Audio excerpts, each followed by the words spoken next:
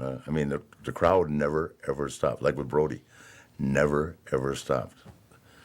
You just couldn't get them to. I mean, they just couldn't. Anything you did was whether it was good or bad, the reaction was huge.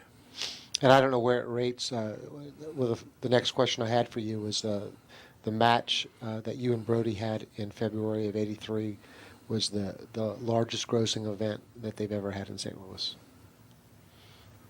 And supposedly you and Broudy were paid a fee that was even out of line for what a champion gets paid at in that. Do you know what it was? I've heard rumors that it was $6,000. $6,800. Okay. Is that true? Is that in that era? Was that out of line with what? It was phenomenal. Yeah. I got a lot of 5s and a couple 55s, but never a 68.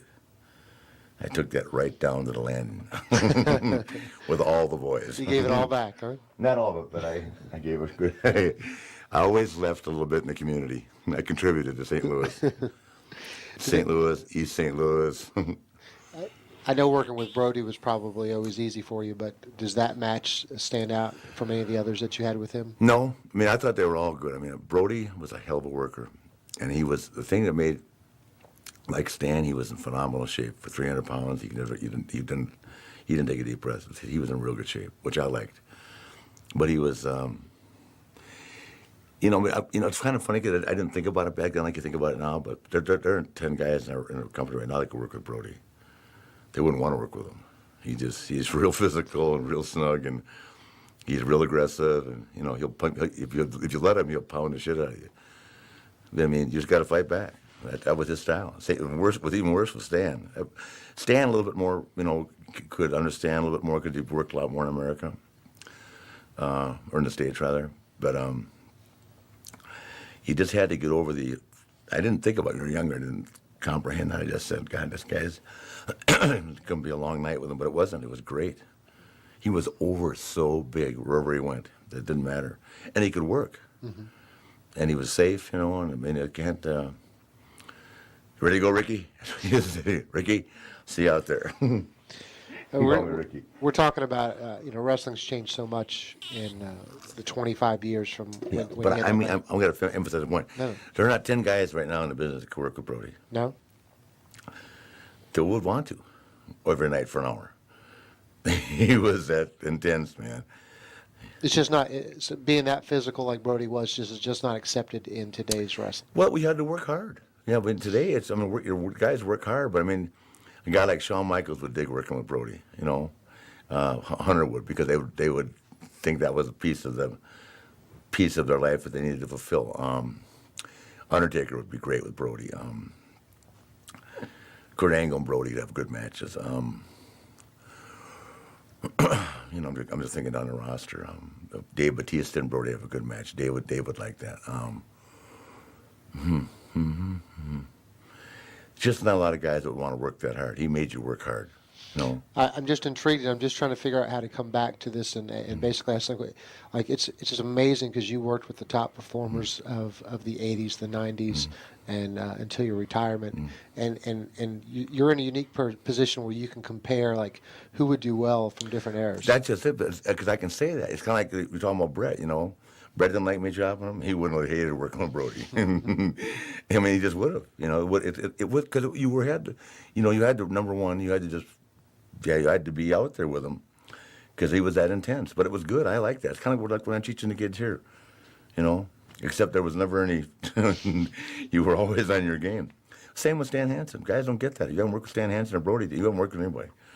I mean, that's a different style, and it's, but it's, it was part of what we did, in our role as a champion, and part of what we did back then. I mean, I've seen Dory and Terry work with him. I watched Jack Briscoe work with him one time. Jack can fucking go, but Broudy hit him over the head with a chair and put 12 stitches in his head. Jack said, "Screw this." It wasn't about who's tougher. Jack said, "Screw it, I don't need it." Broudy just gets crazy. When a chair is coming at you, you draw out in the crowd, take a chair and throw it at you, but you don't get out of the way, it's going to hit you. You know, a lot of guys would go, "What's going on here?" And it just was just him. Well, it's a style. Yeah, it's a clash. style. Yeah, yeah. It's and I don't want to jump too far ahead, but it's almost like when when Ric Flair has to wrestle Edge in a ladder match, they're saying, yeah. well, that's not Rick's thing. Yeah. He can't do that. You Yeah. know, and you have to either adjust or you can't adjust. It just depends. Yeah, but it's different because this is a conditioning thing too. I can't emphasize. Every time, when he went to the floor, he was moving. He never sitting in the corner catching his breath. That makes sense. Mm-hmm. So you couldn't take your eye off him. You knew when he went to the floor, he wasn't going. You couldn't take your eye off him. There were because, no rest periods with. No, Broudy. that's what I'm saying. It was that's what made him so cool. Is that, and if you weren't used to that, when he said we're going outside, you never knew where you were going. Because the rules were different then, and he didn't listen to the referee count. He just did his own thing. But he could throw you on top of 10 chairs, But I mean, he didn't mind you hitting the back. I used to smack. He didn't care. He had a great chest. I mean, that's what the guy. When I whacked him, he sold me.